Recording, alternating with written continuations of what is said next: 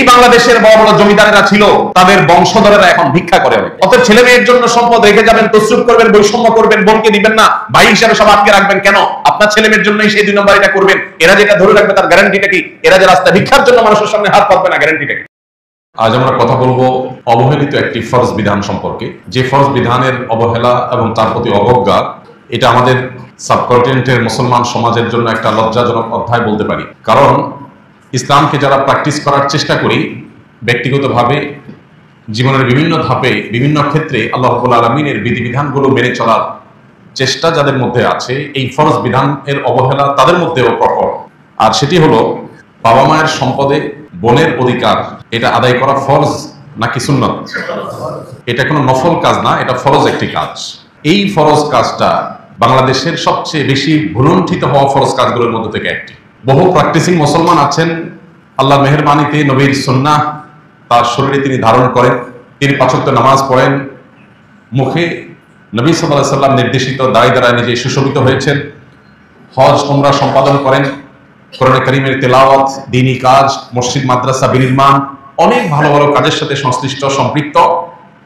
কিন্তু এই একই মানুষ নিজের বাবা এবং মায়ের সম্পদে বোনের যে প্রাপ্য অধিকার সেটা পাই করে হিসাব সঠিকভাবে বুঝিয়ে দেন না। অন্যান্য ফরজের গুরুত্ব তার কাছে আছে, এমনকি তিনি কাউকে ঠকান না, কারোর হক মেরে খান না, পারতপক্ষে চিটারি বাটপারি করেন না। কিন্তু এই লোকটাও বাবা মায়ের সম্পদে বোনের হক যথাযথভাবে আদায় করে দেন না। এই না দেওয়ার অন্যতম একটা বড় কারণ হলো এর গুরুত্ব সম্পর্কে আমাদের অনেকেরই জানাশোনা সেরকম নেই, সচেতনতার অভাব।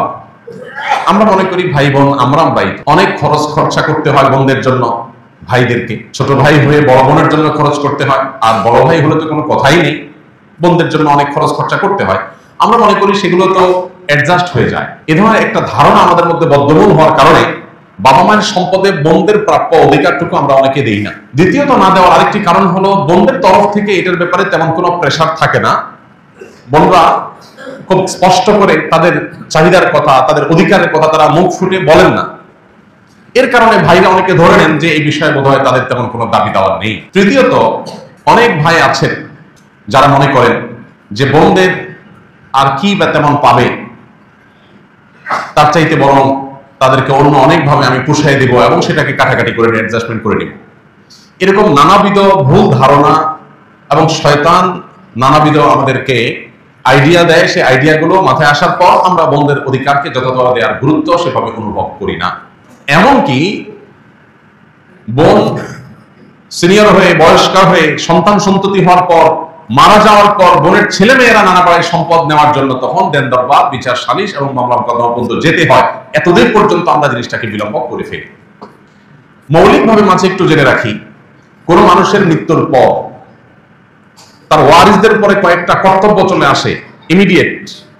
মৃত্যুর পর পর তৎক্ষণাৎ কিছু করণীয় তাদের উপরে প্রযোজ্য হয়। তার ভিতরে 1 নম্বর প্রযোজ্য হয় মৃত ব্যক্তির দাফন কাফনের জন্য প্রয়োজনীয় ব্যবস্থা করা, জানাজার ব্যবস্থা করা। এরপর মৃত ব্যক্তি যে সম্পদ তিনি রেখে গেলেন তার সম্পদ থেকে তার দেনা দায়ী থাকলে সেগুলোকে পরিশোধ করা। এরপরে সবচেয়ে গুরুত্বপূর্ণ কাজ হয় তার সম্পদের অবশিষ্ট যেটা দেনা দায় পরিশোধ করার পর থাকে সেটা তার ওয়ারিস, কোরআন যাদেরকে যা যতটুকু হিস্সা দিয়েছে তাদেরকে ততটুকু হিস্সা বুঝিয়ে দেওয়া, এটা কর্তব্য। আমাদের সমাজে এই জিনিসটাকে গড়িমসি করে লেট করা হয়, দেরি করা হয়।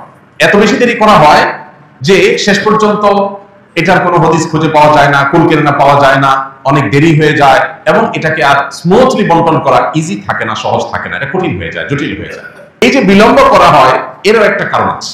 সে কারণটা হলো অনেকে মনে করেন বাবা মা মাত্র দুনিয়া থেকে গেলেন, মাত্র লাশটা দাফন করে আসলাম, এখন যদি ভাই বোন সবাই মিলে আমরা বসে যাই যে বাবা মা কি রেখে গেলেন, দায় দেনা কি আছে না আছে সেটা পরিশোধ করলাম, ভালো কথা, কিন্তু বাকিটুকু আমরা নিজেরা কে কত পাবো বন্টন করার জন্য যদি বসে যাই, সমাজের মানুষ কি বলবে? আমাদের সমাজ অনেক খারাপ কাজকে খারাপ মনে করে না, কিন্তু ভালো কাজকে খারাপ মনে করে। বাবা মা মৃত্যুর পর ভাই বোনরা বসে কি কি সম্পদ রেখে গেলেন, দায় দেনা কি আছে পরিশোধের ব্যবস্থা করে, বাকি কি থাকলো সেটা আমরা কে কতটুকু পাবো এটাকে ক্রিস্টাল ক্লিয়ার একেবারে পরিষ্কার ভাবে পরস্পরের মধ্যে বন্টন করে নেওয়া, এটা তাদের উপরে ফরজ।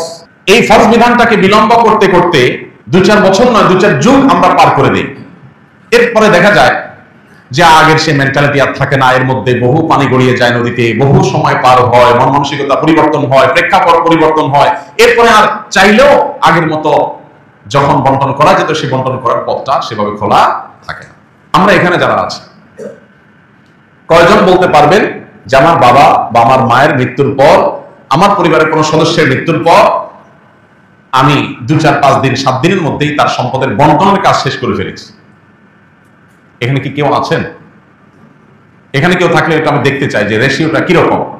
আমরা এখানে কয়েকশো মানুষ আছি, এর মধ্যে 2, 4, 5 জন কি আছেন যে 1 সপ্তাহের মধ্যে বন্টন করে ফেলেছেন? থাকলে একটু হাতটা তুলে একটু দেখাবেন। অবাক করা বিষয় কিন্তু আমরা এখানে এতগুলো মানুষ সর্বোচ্চ 1 সপ্তাহের ভিতরে বন্টন ক্রিয়া শেষ করেছেন, এরকম মানুষ এখানে হাত তোলার মতো আমরা সেভাবে পাইনি। এটা কিন্তু একটা ইন্ডিকেটর। আমি যে শুরুতে বলেছি অবহেলিত ফরজ, আমি যে শুরুতে বলেছি যে ফরজ সবচেয়ে বেশি বহুল দিতে হচ্ছে, এই বিষয়টি কি প্রমাণ হলো এখন যে আমরা এখানে একজন মানুষও নাই যে বাবা মা মৃত্যুর পর 1 সপ্তাহের ভিতরে বন্টন করেছি। আলহামদুলিল্লাহ অনেকের বাবা মা এখনো বেঁচে আছেন, স্ত্রী স্বামী বেঁচে আছেন, তাদের তো অসময় আসে নাই, কিন্তু যাদের আসছে তারা কয়জন এটা কাজ করেছে? করিনি আমরা বেশিরভাগ। ওই যে কেন করি নাই? কারণ যখনই ভাই বোন মিলে বন্টন করতে বসবেন, এলাকার মানুষজন বলবে ছি ছি ছি, বাপটার লাশ দাফন করে এসে পারলো না, এখনই তারা ভাগ বন্টনের জন্য বসে গেছে, কত খারাপ। আমাদের সমাজে কারোর প্রয়োজন হয়েছে, সে বিয়ে করেছে, এটা নিয়ে বহু লোক বহু কথা বলবে। একজনের স্ত্রী মারা গেছেন, বয়স হয়ে গেছে, সিনিয়র মানুষ 50, 60, 70 ঘরে চলে গেছে বয়স, তিনি আরেকটা বিয়ে করেছে, সুইচই রদ পড়ে যায়, ফিস ফিস ফিস ফিস করে আলাপ আলোচনা শুরু হয়ে যায়। লোকটা কি খারাপ কাজ করেছেন না ভালো কাজ করেছেন? কিন্তু এটা নিয়ে সমালোচনা হয়। এই সমাজটাকে যদি আমরা পরিবর্তন না করতে পারি, তাহলে দিন দিন মানুষের অধিকারগুলো একটা পর একটা পায়ের নিচে পিষ্ট হতে থাকবে। আমাদেরকে সংগ্রাম চালাতে হবে। কেউ ফিসফিস করতে আসলে প্রতিবাদ জানাতে হবে, লোকটা কোনো অন্যায় করে নাই, কেন আপনি সমালোচনা করছেন, কেন এটাকে খারাপ ভাবে নিচ্ছেন? আমরা যখন ভালো কাজকে অ্যাপ্রিসিয়েট করবো না, তখন সমাজে ব্যভিচার হবে, অন্যায় হবে, অনাচার হবে, তলে তলে অনেক অপরাধ কর্ম হবে। প্রথমত এই ট্যাবু ভাঙতে হবে। বাবা মা মৃত্যুর পর দ্রুততম সময়ের মধ্যে সম্পদের বন্টন করা দোষের কোনো বিষয় না, বরং এটা ভালো বিষয়। কোন অর্থে ভালো? কারণ যদি বিলম্ব করা হয় তখন প্রপার বন্টনের পথ দিন দিন সুগম হবে না আরো কঠিন হবে? কঠিন হবে। একটা ভাই অবিবাহিত আছে, যদি আপনি 10 বছর 15 বছর 20 বছর লেট করেন, এর মধ্যে তার বিয়ে হবে, তার ছেলে মেয়ে হবে, তার ফ্যামিলির একটা আলাদা আইডিওলজি আছে, তাদের চিন্তাধারা আছে, মন মানসিকতা আছে, সেটার প্রভাব পড়বে। কারো গায়ের জোর বাড়বে, সেই গায়ের জোর দখল করার প্রবণতা বাড়বে। যদি মৃত্যুর পরপর বন্টন করা হয়, সবার মন মানসিকতাও নরম থাকে, আল্লাহর ভয়ও থাকে, যথাযথভাবে বন্টন করার পথটা তুলনামূলকভাবে ইজি থাকে। কিন্তু না, আমাদের দেশে জমি জমা নিয়ে যত ভেজাল হয়, বিশেষ করে গ্রামে, এই ভেজালগুলো সব হয় ঈদের বন্ধে। কখন হয়? ঈদের বন্ধে। ঢাকা থেকে, চিটাগাং থেকে, বিদেশ থেকে, বিভিন্ন বিভাগীয় জেলা শহর থেকে ছুটিতে গ্রামে ঈদ কাটাতে যায়। ঈদের দিনটা কোন রকম ঠিক মতো চলে, ঈদের নামাজ পড়ে আসে, সময় চিনি খায় দায়, সবার বাসায় যাওয়া আসা করে, ওকে। এরপরে 2 দিন 3 দিন চলে দরবার, জমি জমা নিয়ে গন্ডগোল। ভাইরা আমার, এই একটা জায়গায় আমাদেরকে বড় ধরনের সংশোধনী আনতে হবে যে কোন মানুষের মৃত্যুর পর তার পরিত্যক্ত সম্পদ থেকে তার কাফন দাফনের ব্যবস্থা করার পর, ধার দেনা পরিশোধ করার পর অবশিষ্ট সম্পদ অনতি বিলম্বে ওয়ারিসদের মধ্যে বন্টন করে দিতে হবে। আল্লাহ আমাদেরকে তৌফিক দান করুন।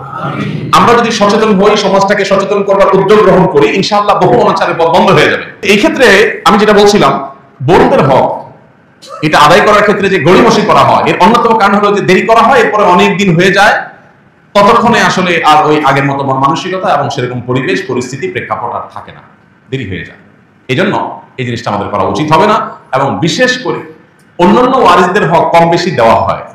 2 জন ভাই থাকলে তারা নিজেরা ঠিকই ভাগ বন্টন করেন, একটা মিলমিশের মধ্যে, একটা বোঝাপড়ার মধ্যে তারা আসেন। যেই লোকটা বঞ্চিত থাকে পরিবারের বাপের বা মায়ের সম্পদের মধ্যে, তার নাম হলো বোন। ভাইরা মা, এক্ষেত্রে একটা খোঁড়া যুক্তি শয়তান আমাদের মনের মধ্যে তৈরি করে দেয়, সেটা হলো বোনকে বিয়ে দিতে অনেক টাকা খরচ হয়েছে, কয়েক লাখ টাকা খরচ হয়েছে। অনেক বাবা জীবদ্দশায় এগুলো মিটমাট করে দেয়, মেয়েদেরকে বলে দেখো মা, তোমার বিয়েতে তো অনেক টাকা খরচ হয়েছে, অনেক মানুষ খাওয়াইতে হয়েছে, বাজার সদাই করতে হয়েছে, অনেক জিনিসপত্র যৌতুক দিতে হয়েছে, স্বর্ণ গহনা কিনতে হয়েছে, তো তুমি আর দায় দাবি রাখিও না। এটা অনেক মা, অনেক বাবা বলেন। খুবই গর্হিত এবং জঘন্য একটা কাজ। সন্তানের বিয়ে দেওয়া, বিশেষ করে কন্যা সন্তানের বিবাহ দেওয়া, এটা বাবার উপরে দায়িত্ব এবং কর্তব্য। 2 টাকা খরচ করে দিবেন না 2 লক্ষ টাকা খরচ করে দিবেন, এটা বাবাকে ব্যবস্থা করতে হবে, তাকে সিদ্ধান্ত নিতে হবে। আপনি যদি আপনার পরিত্যক্ত সম্পদে আপনার সন্তান হিসেবে তার যে অধিকার আল্লাহ তাআলা দিয়েছেন, সেই অধিকারকে যদি আপনি এখান থেকে কাটছাট করেন এবং এখান থেকে যদি আপনি অ্যাডজাস্টমেন্টে যান এবং এখান থেকে যদি আপনি যোগ বিয়োগ করেন, প্লাস মাইনাস করেন, তাহলে এটা হবে আপনার তার প্রতি অবিচার এবং জুলুম। বাবা হয়েছেন দেখে, মা হয়েছেন দেখে সন্তানের প্রতি জুলুম করবেন, এত সহজ না। প্রত্যেকটা মানুষের বিচার হবে কিয়ামতের ময়দানে। সন্তান হিসেবে বাবার হক নষ্ট করলে যেরকম বিচার হবে, বাবা হিসেবে সন্তানের হক নষ্ট করলে তার বিচারও হবে। অনেক বাবা মা আছেন মনে করেন আমি তো বাবা, আমি তো মা, যা খুশি তা করবো। জি না, আপনি সন্তানদের মধ্যে যদি বৈষম্য করেন, অবিচার করেন, জুলুম করেন, কিয়ামতের ময়দানে অবশ্যই আল্লাহর কাছে আপনাকে জবাবদিহি করতে হবে। এই জন্য ভাইরা আমার, আল্লাহ যাদেরকে ছেলে মেয়ে দিয়েছেন, খবরদার মেয়েদের হক থেকে বঞ্চিত করার জন্য তাদের পেছনে খরচ করেছেন, এই যুক্তিতে তাদেরকে যদি আপনি কনভিন্স করেন এবং তারা মুখ দিয়ে যদি বলেও ঠিক আছে বাবা, তারপরে এটা উচিত হবে না, এটা অন্যায় হবে এবং কিয়ামতের ময়দানে আপনাকে আসামির কাঠগড়ায় দাঁড়াতে হতে পারে। বরং আপনি অভিভাবক হিসাবে আপনার কর্তব্য হলো সন্তানদেরকে ওসিয়ত করে যাওয়া যে খবরদার আমার মৃত্যুর পর আমার সম্পদ থেকে তোমরা ভাই বোন কোরআন বর্ণিত হিস্সা অনুযায়ী তোমরা বন্টন করে নিবা, কোন প্রকার হেরফের করবা না, গায়ের জোর খাটাবা না, বৈষম্য করবা না, জুলুম করবা না, কারো হক মেরে খাবে না। এই ওসিয়ত যদি আপনি করে যান, এরপর যদি সন্তানরা তুসরুফ করে, তাদের মধ্যে কেউ জুলুম করে, একজন আরেকজনকে ঠকায়, আল্লাহর কাছে আপনি অভিভাবক হিসাবে আপনার দায় অন্তত থাকবে না যদি আপনি ওসিয়তটা আপনি করে যান। অতএব আমরা চেষ্টা করবো তো ইনশাআল্লাহ সন্তানদেরকে সেই মানসিকতা দিয়ে আমরা গড়ে তুলবো। ভাইরা আমার, অনেক বাবা মা নিজেই এই অনাচারের পথ ওপেন করে যান, একজনকে বাড়াই দিয়ে আরেকজনকে কমায় দিয়া আগে থেকে বলে যান যে তুমি দায় দাবি করিও না, তুমি এটা নিয়ে ঝামেলা করিও না, তুমি মেনে নিও। সন্তান হিসাবে লজ্জায় পড়ে নানা কারণে বাবা মুখের উপরে কথা বলতে পারে না, বাবার সম্পদ বাবার সাথে কিভাবে ঝগড়া করবো, মেনে নেয়, কিন্তু না, এটা করা উচিত হবে না। দেখুন আল্লাহ রাব্বুল আলামিন মিরাজ সম্পর্কে কোরআনে কারিমে নন-স্টপ বিধিবিধান দিয়েছেন। সবচেয়ে দীর্ঘতম কোরআনের যে আয়াতগুলো আছে, সবচেয়ে বড় আয়াতগুলো আছে, সেই আয়াতগুলোর মধ্যে থেকে অন্যতম আয়াত হলো মিরাসের আয়াত, অর্থাৎ কোন মানুষের মৃত্যুর পর তার পরিত্যক্ত সম্পদ বন্টনের আয়াত। কেন এত বড় আয়াত? ইউসিকুমুল্লাহু ফি আওলাদিকুম লিযযাকারি মিথলু হাজ্জিল উনসায়াইন, একটা বড় আয়াত। মিরাস সম্পর্কে কোরআনের সবচেয়ে দীর্ঘতম আয়াতগুলোর মধ্যে থেকে মিরাসের আয়াতগুলো কেন বড়? মৌলিকভাবে মিরাসের কয়েকটা বেশ বড় আয়াত কেন আছে? কারণ মানুষের মৃত্যুর পর তার সম্পদ বন্টনের বিষয়টা এত গুরুত্বপূর্ণ যে আল্লাহ রাব্বুল আলামিন এই বিষয়ে কথা বলে একদম শেষ করে তারপরে ফুল স্টপ দিয়েছেন, তার আগে দেন নাই। কথা শেষ করে যে এই হারে যাকে যতটুকু দিতে বলা হয়েছে তাকে ততটুকু দিবা। শেষে এসে আয়াতের শেষে এসে আল্লাহ কি বলেছেন? খুবই গুরুত্বপূর্ণ এবং আমাদের জন্য তাৎপর্যপূর্ণ। আল্লাহ বলেছেন আবাউকুম ওয়া আবনাউকুম, আবাউকুম ওয়া আবনাউকুম লা তাদরুনা আইয়ুহুম আকরাবু লাকুম নাফআ। প্রত্যেকটা সম্পদ বন্টনের ক্ষেত্রে যে তসরুফ করা হয়, যে হেরফের করা হয়, যে বৈষম্য করা হয়, যে জুলুম করা হয়, এটা কেন করা হয়? বাপে মনে করে, মায়ে মনে করে অমুক সন্তানকে বেশি দিয়ে দিলে আমার লাভ হবে, অমুকে দিয়ে দিলে আমার ক্ষতি হবে। মেয়েদের বন্টন করার ক্ষেত্রে একটা মানসিকতা থাকে যে মেয়েদেরকে দিলে তো পরের বাড়িতে চলে যাবে, এটা তো মেয়ের জামাই পাবে, আরেক বাড়িতে চলে যাবে, তারা তো জমি বিক্রি করে নিয়ে যাবে, ছেলেকে দিলে তো আমারই থাকবে। শত শত দৃষ্টান্ত, শত শত নজির আপনার আশেপাশে আপনি দেখবেন। এইরকম চিন্তা করা মানুষটা শেষ পর্যন্ত ছেলের উপর নির্ভরশীল হয় না, মেয়ের উপর, জামার উপর নির্ভরশীল হতে হয়েছে। আছে না এরকম? যে বাপকে ছেলেরা দেখে নাই, ওই মেয়ে ঠিকই বাপ ছাড়া পাগল হয়ে গেছে, বুঝে নেই। ভাইরা আমার, স্বামীর সাথে ঝগড়া লাগলে মেয়েরা বাপমার পক্ষ নেয়, আর ছেলেরা বউয়ের সাথে ঝগড়া লাগলে মা বাবার সাথে ঝগড়া করে। ঠিক না ঠিক? মেয়ে কিন্তু তার স্বামীর সাথে ফাইট করে কার হয়ে? বাপমার হয়ে। আর ছেলে বাপার সাথে ফাইট করে কার হয়ে? বউয়ের হয়ে। এটা সব ক্ষেত্রে হয় তা বলছি না, বেশিরভাগ ক্ষেত্রে হয়। তো আল্লাহ বলছেন আবাউকুম ওয়া আবনাউকুম লা তাদরুনা আইয়ুহুম আকরাবু লাকুম নাফআ। তোমরা তোমাদের সন্তান সন্ততিদের, আত্মীয় স্বজনদের কাউকে কম কাউকে বেশি হেরফের করে দিচ্ছ, কাউকে দিচ্ছ আর কাউকে দিচ্ছ না, বঞ্চিত করছো কেন? তুমি মনে করছো তাকে দিলে তোমারই থেকে যাবে, হতে পারে তাকে দিছে ওইটাই চলে যাবে, আর যেটাকে দিলে মনে করছো পরের বাড়ি চলে যাবে, ওইটাই হয়তো তোমার আপন হয়ে থাকবে। তুমি জানো না কে তোমার উপকারে আসবে। কত বাবা এরকম আছেন যে সম্পদ সব একটা ছেলের নামে লিখে দিয়েছেন, ওই ছেলে বেঈমানি করছে সবার আগে, আর যে ছেলেটাকে কিচ্ছু দেন নাই শেষ পর্যন্ত বিপদের শেষ মুহূর্তে ওই ছেলেই সাথে ছিল। আছে না এরকম বহু নজির? এজন্য আল্লাহ বলেছেন তোমাদের ছেলে সন্তান, ছেলে মেয়ে, সন্তান সন্ততির মধ্যে কে কতটা তোমার উপকারী হবে, তোমার কাজে আসবে, তুমি কিন্তু জানো না, ভবিষ্যৎ সম্পর্কে তোমার কোনো জ্ঞান নাই। অতএব তুমি নিজস্ব ডিসিশন থেকে কাউকে দিবা কাউকে দিবা না, হেরফের করবে না, এটাকে আল্লাহর বন্টন হিসেবে রাখবে। ফারিদাতাম মিনাল্লাহ। আল্লাহ বলেছেন এই বন্টন এটা আল্লাহর নির্ধারণ, মাইন্ডেড। এটা কে নির্ধারণ করে দিয়েছেন? ফারিদাতাম মিনাল্লাহ, এটা আল্লাহর নির্ধারণ, অতএব হেরফের করা যাবে না। ইন্নাল্লাহা কানা আলিমান হাকিমা, কি করো আর কি না করো আল্লাহ সবকিছু জানেন। কাকে কতটুকু দিতে হবে আল্লাহ মহাপ্রজ্ঞাবান, তার বিচার তার বিশ্লেষণ এটাকে তুমি তোমার ক্ষুদ্র বিবেক দিয়ে বোঝার চেষ্টা করবে না বা জাস্টিফাই করার চেষ্টা করবে না। এজন্য ভাই, বোনদের হক মেয়েদের হক পাই পাই করে বুঝাই দেবেন তো ইনশাআল্লাহ।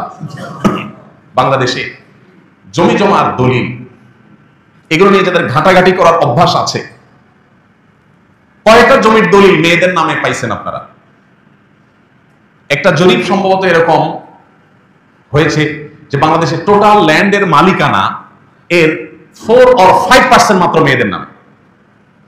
বাংলাদেশে মেয়েদের সংখ্যা অলমোস্ট ছেলেদের হাফ, প্লাস মাইনাস 50-50 প্রায়। তাহলে জমি জমার মালিকানা অন্তত দলিল আপনি পরিমাণের বেশি পেতে পারেন, দলিল তো দুজনের দুইটা হবে, কিন্তু মাত্র 4 or 5% জমি মেয়েদের নামে, আর বাকি 95% ছেলেদের নামে। কত বড় জুলুম, কত বড় অবিচার এই দেশে প্রতিষ্ঠিত হয়ে আছে। আমরা নিজেকে ভালো মুসলমান মনে করি, হাজী সাহেব মনে করি, আলেম সাহেব মনে করি। আমি বিভিন্ন মাহফিলে গেলে হাত তোলাবার চেষ্টা করি। কোন সব সেই সুপুরুষ আছেন যারা হাত তুলে বলতে পারবেন যে আমার বাবা আমার মায়ের মৃত্যুর পর আমার বোনদের হক পাই পাই করে বুঝাই দিছি? কয়জন আছেন? এখানে হাত তুলতে বললেও খুব বেশি হাত উঠবে না আমি জানি। এই যে একটা লজ্জাস্কর অধ্যায়, আমাদের এই অধ্যায়কে কবর রচনা করতে হবে, এই অধ্যায়ের অবসান ঘটাতে হবে। এর জন্য সংকল্প দরকার, ভয়কে জয় করতে হবে। সম্পদ দেওয়ার মালিককে, সম্পদ রাখার মালিককে। এই বাংলাদেশের বড় বড় জমিদারেরা ছিল, তাদের বংশধরেরা এখন ভিক্ষা করে অনেক, আছে না নেই? অতএব ছেলে মেয়ের জন্য সম্পদ রেখে যাবেন, তসরুফ করবেন, বৈষম্য করবেন, বোনকে দিবেন না, ভাই হিসাবে সব আটকে রাখবেন কেন? আপনার ছেলে মেয়ের জন্যই সেই 2 নম্বর এটা করবেন। এরা যেটা ধরে রাখবে তার গ্যারান্টিটা কি? এরা যে রাস্তা ভিক্ষার জন্য মানুষের সামনে হাত পাতবে না, গ্যারান্টিটা কি? অতএব যার যার পাওনা আমি বুঝাই দিব। জীবনে আল্লাহ তাআলা অদৃশ্য এবং সারপ্রাইজ রিজিক আমাকে দিবেন, বরকত আমাকে দিবেন ইনশাআল্লাহ। আল্লাহ তাআলা বলেছেন, ইয়া আইয়ুহাল্লাযীনা আমানু লা তাকুলু আমওয়ালাকুম বাইনাকুম বিল বাতিল।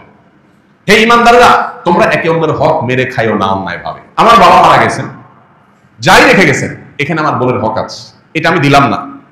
গড়ি বসাই করে ধানাই বানাই করে বুঝটুজ দিয়ে আমি রেখে দিলাম, তাহলে তার সম্পদটা আমি অন্যায়ভাবে ভক্ষণ করলাম। নবী করিম সাল্লাল্লাহু আলাইহি ওয়াসাল্লাম একটা হাদিস সহিহ বুখারী মুসলিম এক জায়গায় বর্ণনা করেছে, তিনি বলেছেন, মানিক কাতা শিবরাম মিনাল আরদ যুলমা, কেউ যদি কারো অন্যায়ভাবে 1 বিঘত সম্পদ আত্মসাৎ করে, 1 বিঘত সম্পদ আত্মসাৎ করে, যারা আইল ঠেলেন, কত বিঘত যে ঠেলতে ঠেলতে নিয়ে গেছেন আল্লাহ জানে। 1 বিঘত সম্পদ যদি কেউ কারো আত্মসাৎ করে, নবীজি সাল্লাল্লাহু আলাইহি ওয়াসাল্লাম বলেছেন 7 তবক জমিনকে কিয়ামতের ময়দানে তার গলায় ঝুলিয়ে দেওয়া হবে। কত জমিন লাগে তোর জানে, সেদিন মৃত্যু হবে না, কষ্ট যন্ত্রণা এটা ঠিকই হতে থাকে। ভাইরা আমার, আল্লাহ রাব্বুল আলামিন আল্লাহর বিধিবিধানের সামনে আমাদেরকে আত্মসমর্পণ করার, সেরকম ঈমানি শক্তি ধারণ করার তৌফিক নসিব করুন। আমিন। ভাইরা আমার, আমরা আমাদের বোনদের হক যদি মেরে খাই, তাদের হক যদি নষ্ট করি, সম্পদ যদি আত্মসাৎ করি, তাতে কি হবে? প্রথমত জীবনের বরকত চলে যাবে। এই যে সম্পদ রাখবেন, এই সম্পদ আসলে তেমন কোনো কাজে আসবে না। সম্পদ রাখবেন, সাথে ক্যান্সার চলে আসতে পারে, কিডনি ড্যামেজ হয়ে যেতে পারে, হার্টে ব্লক হতে পারে, এমন কিছু হতে পারে যে সম্পদ মারছেন বোনের 5 লাখ টাকা, রোগ আল্লাহ ধরাই দিবে 10 লাখ টাকা, টেরও পাবেন না। দ্বিতীয়ত, এটা সাধারণ হারাম না, আত্মীয়তার বন্ধন ছিন্ন করার হারাম। আত্মীয়তার বন্ধন ছিন্ন করার হারামটা এটা আরো জঘন্য হারাম। এর পাশাপাশি আরেকটা বিষয় থাকে এখানে, সেটা হলো যে কখনো কখনো বোনরা হয়তো ছোট থাকে, এতিম হলে সেক্ষেত্রে এতিমের হক মেরে খাওয়ার আরেকটা গুনাহ এখানে যুক্ত হয়, কতগুলো অপরাধ এখানে যুক্ত হয়। আর এই জন্যই আল্লাহর ভয় অন্তরে লালন করতে হবে। নবী সাল্লাল্লাহু আলাইহি ওয়াসাল্লাম বলেছেন, লা ইয়ারবু লাহমুন নাবাতা মিন সুহতিন, কারণ শরীর যদি হারাম উপার্জন দ্বারা গঠিত হয়, ফান্নারু আউলা বিহি, তাহলে জাহান্নামের আগুন সেই শরীরের জন্য অধিকতর উপযুক্ত। এই হারাম উপার্জনকারী ব্যক্তির দোয়া কবুল হয় না, ইবাদত কবুল হয় না, আমল কবুল হয় না, নেক আমল কবুল হয় না, আল্লাহর কাছে সে দায়ী হিসাবে থাকে। আল্লাহ রাব্বুল আলামিন আমাদের সবাইকে সতর্ক এবং সচেতন থাকার তৌফিক দান করুন। আমরা সবাই দায়িত্বশীল হব তো ইনশাআল্লাহ। বোনদের হক না দেওয়ার ক্ষেত্রে একটা কোন যুক্তির কথা বলেছি যে তাদেরকে বিয়ে দেওয়া হয়েছে, অনেক টাকা খরচ হয়েছে। বাবা থাকলে বাবার দায়িত্ব, বাবা যদি মারা যান বিয়ে দেওয়ার দায়িত্ব কার? ভাইদের। আপনি দায়িত্ব পালন করেছেন, কোন অনুকম্পা অনুগ্রহ করেন নাই যে ওটাকে কাটাকাটি করবেন। অর্থাৎ বিয়েতে যে টাকা গেছে ওই টাকা আপনি কাটাকাটি করে সম্পদ দিবেন না সেখান থেকে, না, এটা করার সুযোগ নেই। এক। দ্বিতীয়ত, আমাদের সমাজে অনেক বড় বড় কুসংস্কার আছে এই সংক্রান্ত। এর ভিতরে মেয়েদের হক মেরে খাওয়ার জন্য ছেলেরা একটা কুসংস্কার বানাইছে, সেটা হলো বাবার বাড়ির হক নিলে এটা সয় না। শুনছেন আপনারা? হাইরে হাইরে হাইরে, মানে বাটপারি এই লেভেলের সম্ভব? আপনি চিন্তা করেন, একই বাবার সম্পদ, ছেলে সব আগলে ধরে রাখবে, ভোগ করবে, তার সইবে, কোনো অসুবিধা নেই। বোনদের ব্যাপারে এটা বলা হয়, মেয়েরা বাবার বাইরের হক নিতে হয় না, বাবার হক নিলে কি হয়, এটা সয় না, ধ্বংস হয়ে যাবে সব। এটা রেখে যাও, আমার কাজে লাগবে। কত নম্বরের বাটপারে চিন্তা করে, কত ডাহা মিথ্যা কথা। ডক্টর খন্দকার আব্দুল্লাহ জাহাঙ্গীর রহমানের কাছে প্রশ্ন করা হয়েছিল, কোন ভাই যদি বোনের হক মেরে খায় বাবার সম্পদে, তাহলে বোন তার বিরুদ্ধে মামলা মোকদ্দমা করে বিচার বসিয়ে এটা আদায় করাটা উচিত হবে কিনা বলে, নাকি মাফ করে দেওয়া উত্তম? ডক্টর আব্দুল্লাহ জাহাঙ্গীর রহমান বলেছেন তার বিরুদ্ধে মামলা মোকদ্দমা করে আদায় করাটা উত্তম। কেন উত্তম? বলেন যে বোন যতই মুখ দিয়ে বলুক তার মনে কষ্ট থাকবে, এখানে আরো মানুষের হক জড়িত আছে। মামলা মোকদ্দমা করে যেভাবে হোক জোর জবরদস্তি করে যদি নিজস্ব হকটা আদায় করতে পারে, তাহলে এই ভাইটা কিয়ামতের দিন পাকড়াও থেকে বেঁচে যাবে, এটা তার উপকার হলো। এই জন্য ভাই, বাবার বাড়ির হক মেয়েরা নিলে তাদের সয় না, এই ডাহা মিথ্যা কথার বিরুদ্ধে আমাদের সংগ্রাম করতে হবে। দ্বিতীয়ত, আমাদের সমাজে মেয়েরা বাবা ভাই হক নিয়ে গেলে এটাকে অনেকে খারাপ চোখে দেখে, মনে করে যে আরে এটা কোনো কথা হলো। মেয়েরাও হেজিটেশন করে নিতে চায় না, কারণ বিয়ের পর স্বামীর সংসার করতে চলে যায় শ্বশুর বাড়িতে, কিন্তু তার নাইটা পোতা আছে তো বাবার বাড়িতে, যার কারণে বাবার বাড়ির প্রতি টানটা ঠিকই থাকে। বিয়ের পর 30 বছর 40 বছর 50 বছর পার হওয়ার পরেও, বার্ধক্য এসে গেলেও তখনও মনে চায় একটু বাবার বাড়িতে যাই, একটু ঘুরে। তো যদি হক নিয়ে আসি তাহলে কোন মুখে সেখানে আবার যাব, এরকম একটা ব্যাপারও থাকে। এবং সাধারণত আমাদের সমাজে কোনো মেয়ে বাবার বাড়ি থেকে হক টক নিয়ে গেলে, জমি জমা সব বুঝে নিয়ে গেলে, সে আসলে অনেক ছোট লোক ভাই আছে যারা মনে করে যে এখন আর সে কেন আসবে, বাগিনারা কেন আসবে, বোন কেন আসবে। যতদিন হক নেয় না ততদিন বোন আসলে মোরল জবাই হয়, গরুর গোশত দিয়ে কিনে বাজার করে রান্না করে খাওয়া হয়, কারণ হক আছে। আর হক নিয়ে গেছে তখন মনে হয় পর হয়ে গেছে, এখন পর্যন্ত তার আসার কোনো রাইট নেই। পরিষ্কার জেনে রাখা দরকার, ভাই এবং বোনের সম্পর্ক কি শুধু সম্পদকে কেন্দ্র করে? অতএব বোন যদি তার প্রাপ্য হক বুঝিয়ে নেয়, তারপরও মৃত্যু পর্যন্ত এই বোনের সাথে সুসম্পর্ক বজায় রাখতে হবে। এবং বাবার বাড়িতে ভাইয়ের বাড়িতে বেড়াইতে আসার অধিকার বোনের ঠিকই থাকবে, আবার ভাইও কর্তব্য থাকবে বোনের বাড়িতে গিয়ে বেড়ানো এবং তাকে দেখা খোঁজ খবর নেওয়া। এটার সাথে সম্পদ দেওয়া নেওয়ার কোনো সম্পর্ক নাই। অতএব এই কুসংস্কারের উপর আমাদেরকে আঘাত করতে হবে যে কোনোভাবেই এই কুসংস্কার থাকা চলবে না। ভাইয়ের হক থেকে বা বাপের হক থেকে, সম্পদ থেকে বোন সম্পদ নিয়ে গেলে সেই বোন সেই মেয়ে আর বাপের বাড়িতে আসতে পারে না, এটা সঠিক কথা নয়। বরং সম্পদ নিয়ে গেলেও আসতে পারবে, সম্পদ থাকার মধ্যে তো অবশ্যই আসতে পারবে, বলাই বাহুল্য। এই জন্য ভাই, এই কুসংস্কারটা আমাদের দূর করতে হবে। অনেক ক্ষেত্রে দেখা যায় একটা সিন ক্রিয়েট করা হয়। কিরকম সিন ক্রিয়েট করা হয়?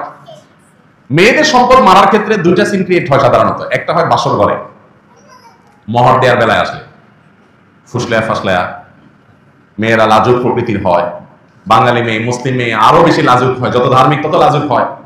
এই জন্য বাসর ঘরে ফুসলায়া ফাসলায়া, দেখো মহর তো 10 লাখ 1 টাকা ধরছে মুরব্বীরা, তা আমার তো দেওয়ার সামর্থ্য নাই, আমি ইনশাল্লাহ তো সামনের মাসে বা 1 বছরের মধ্যেই সর্বোচ্চ আমি তো ইটালি চলে যাবো, সৌদি আরব চলে যাবো, কত 10 লাখ হবে, সবই তো তোমার। বউ তখন বেচারি শর্মে পড়ে বলে যে আরে কি বলেন, শোনো আমার কোনো দায় দাবি না এগুলা। এই যে মুখে না দাবি আদায় করলে সিন ক্রিয়েট করে, একটা পরিবেশ ক্রিয়েট করে, এটা হলো আরেক বাটপারি। আপনার বিয়ে করতে বলছে কি? মহরের টাকা জোগাড় করার মতো ক্ষমতা না থাকলে? এটা তো লজ্জার কথা যে বাসর রাতে আপনি বোর কাছে টাকার জন্য মাপ চাইতেছেন। মেয়েরা যদি শরিয়ার মাসালা ভালো করে বুঝতো তো বলতো খবরদার, মহানা পরিষদের আগে কোনো আওয়াজ নাই, কোনো আলাপ নাই, আগে পরিশোধ করো। তারা তো জানে না শরীয়ত তাদেরকে কি অধিকার দিয়েছে।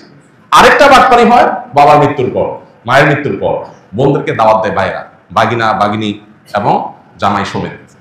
এরপরে কবজি ডুবাই খাওয়ায়, মুরগি, হাঁস, কলিজা, গরু গোস্ত, মাছ ফ্রাই, ভুনা, বিভিন্ন আইটেমের খাওয়ায়া, এরপরে শাড়ি লুঙ্গি কাপড় চোপড় দিয়া, এরপরে আওয়াজ ওঠায়, আলাপ ওঠায়, নাটক শুরু হয়।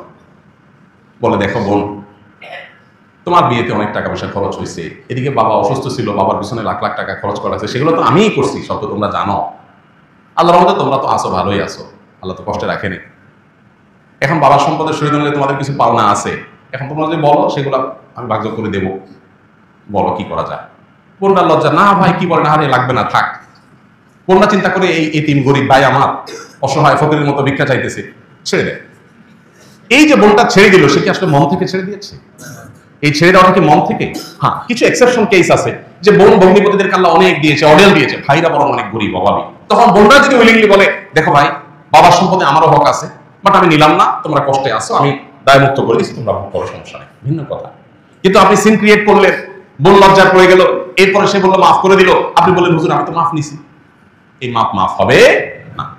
দেখুন, মেয়েদেরকে ঠকানোর জন্য বহু রকম কুসংস্কার আমরা সৃষ্টি করেছি, এর বিরুদ্ধে আমাদেরকে সংগ্রাম করতে হবে। এই অবহেলিত ফরজ, এই ফরজটাকে প্রতিষ্ঠা করতে হবে, বোনদের হক আদায় করে দিতে হবে। অনেকে আছেন বাবার হক ভোগ করছেন, বাবায় ফুফুর হক মারছে, বাবা ফুফুরটা দাদার সম্পদে ফুফুর হকটা দেয় নাই বাচ্চা ছাড়া।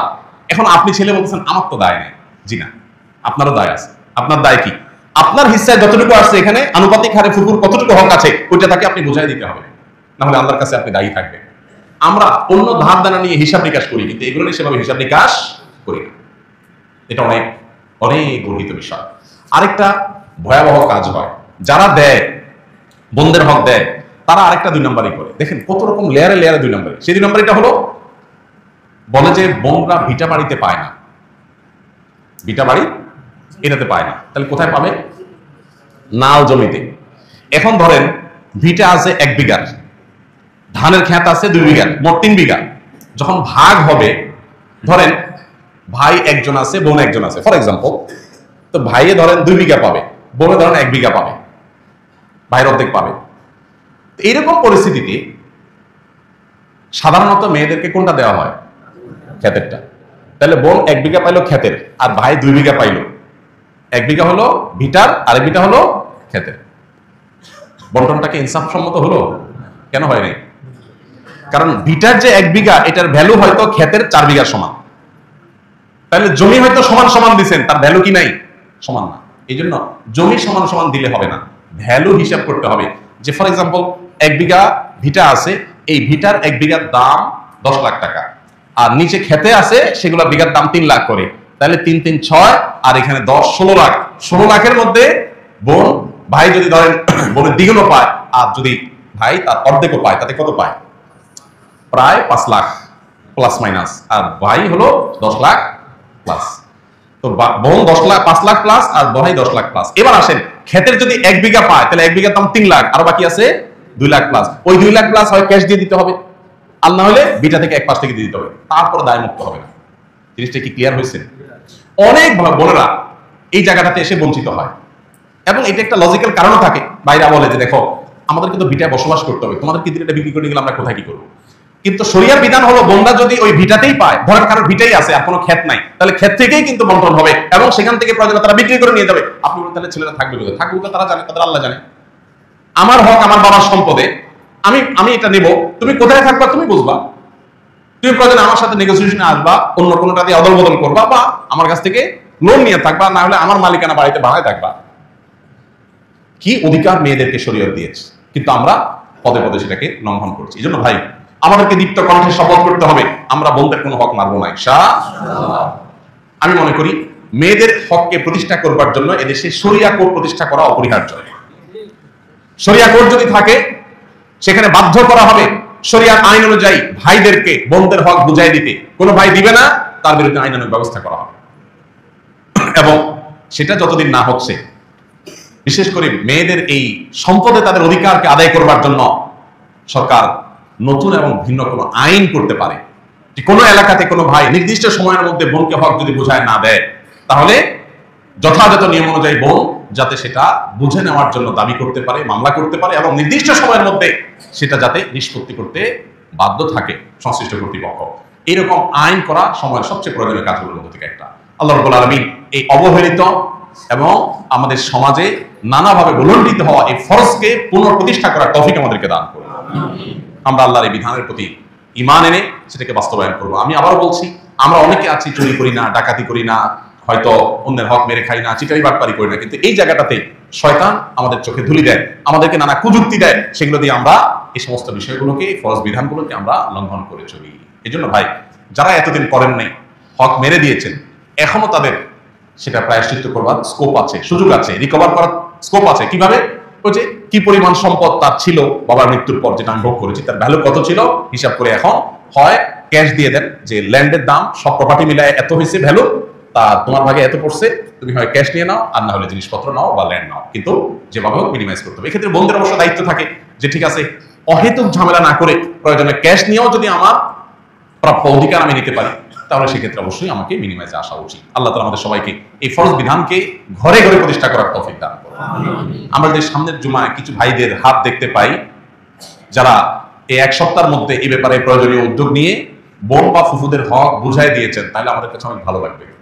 যদি এরকম কোন আল্লাহর বান্দা থাকেন যে ঠিক আছে, আমি এক সপ্তাহের ভিতরে ইনশাআল্লাহ আমার সাধ্যে যেটুকু আছে সেটুকু করে বোনদের প্রাপ্য হক আমি বুঝাই দিব, আল্লাহর কাছে তাদের দায় থাকবে না। হক বুঝাই দেওয়ার পর বোনদেরকে বলবো, দেখো বোন, বাবার সম্পদে তোমার হক বুঝাই দিয়েছে, এর মানে এই না তোমার সাথে আমার সম্পর্ক শেষ, এই ভিটাতে তোমার লেনা দেনা চুকায় গেছে, ব্যাপারটা এরকম না। ভাই বোনের রক্তের সম্পর্ক মরণ পর্যন্ত থাকবে। তোমার হক তোমাকে বুঝাই দিয়েছি, এটা একটা বিষয়, কিন্তু বোন হিসাবে তুমি আমার বাড়িতে আসবে, আমি তোমার বাড়িতে যাবো, সেটা আরেক বিষয়। এটা মরণ পর্যন্ত অটল অবিচল থাকবে এবং আমাদের মধ্যে অব্যাহত থাকবে। আল্লাহ তাআলা সেরকম উদার মনের হওয়ার তৌফিক দান করুন। আল্লাহর দেওয়া ফরজ বিধানকে লঙ্ঘন করে আপনার সন্তান, আপনার স্ত্রী, আপনার পরিবারকে আপনি কখনো সম্পদশালী করে যেতে পারবেন না। আল্লাহর এই কথার প্রতি, আল্লাহর এই বিধানের প্রতি এতটুকু আস্থা আমাদের থাকতে হবে। আল্লাহ আমাকে আপনাকে সবাই আমলের তৌফিক দান।